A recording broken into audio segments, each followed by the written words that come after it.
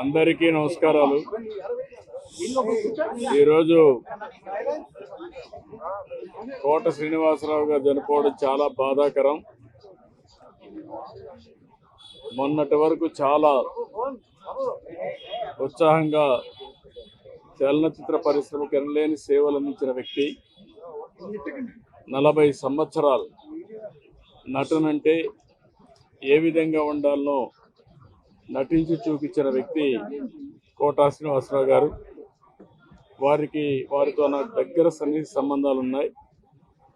సమైక్య ఆంధ్రప్రదేశ్లో ముఖ్యమంత్రిగా ఉన్నప్పుడు కానీ, తర్వాత ముఖ్యమంత్రిగా ఉన్నప్పుడు కానీ, అదే సమయంలో ఆయన ఎమ్మెల్యేగా 1999లో నేను ముఖ్యమంత్రిగా ఉన్నప్పుడు బీజేపీ అలయన్స్తో ఆయన ఎమ్మెల్యే చేశాం.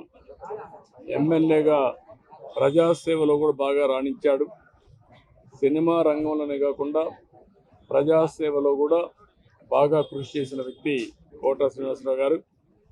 ఈరోజు మనందరం కూడా ఆయన డైలాగులు చూస్తే ఒకే సీన్లో ఏడిపించగలుగుతాడు, భయపెట్టగలుగుతాడు. అలాంటి అరుదైన సంఘటనల్లో అరుదైన నటనతో ఒక విలక్షణ నటుగా ప్రఖ్యాతి పొందిన వ్యక్తి. ఒక తెలుగే కాదు, తమిళ్, కన్నడ, హిందీ అనేక సినిమాల్లో 750 సినిమాల్లో నటించినటువంటి వ్యక్తి కోట శ్రీనివాసరావు గారు. ఆయనకు పద్మశ్రీ అవార్డు రావడం, ఇవన్నీ కూడా 7 నంది అవార్డు కూడా వచ్చాయి. ఈ విధంగా అనేక అవార్డు కూడా వచ్చాయంటే ఆయన చేసిన కృషి, ఆయన యొక్క ప్రతిభే కారణం. అలాంటి ఒక మంచి నటుడిని తెలుగు రాష్ట్రాలు కోల్పోవడం చాలా బాధాకరం. చలనచిత్ర పరిశ్రమ కోల్పోవడం చాలా బాధాకరం.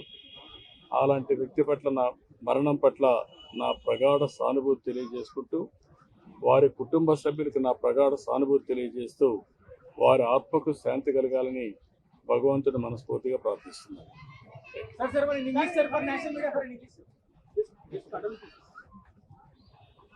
కోట శ్రీనివాసరావు గారు is a great actor.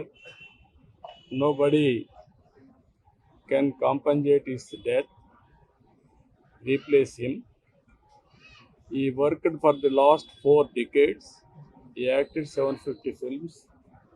He acted not only in Telugu, Kannada, Tamil and also Hindi.